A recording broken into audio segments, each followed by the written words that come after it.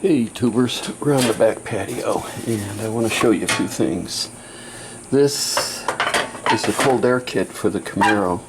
And you remember I sent it to Gary Ramsey and he made me another one to remove the outlet over to here so it would work with the serpentine belt kit. Alright.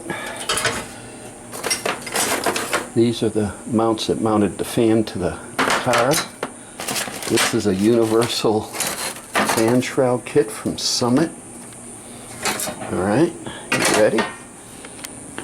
These are a pair of '69 Camaro bucket seats that I had in the car. Alright.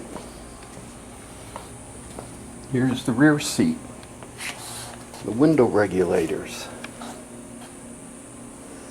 Here's the heater box and the heater controls. Okay? I'm selling it all. And you gotta come pick it up, because I ain't delivering it. But first guy with 500 bucks gets the whole kit and caboodle. And me, and that's a deal. So that's what we got going on. I gotta clearing out the garage so I can work on the car. And so, like I said, I'm not gonna no shipping. First 500 bucks, it's yours. Later.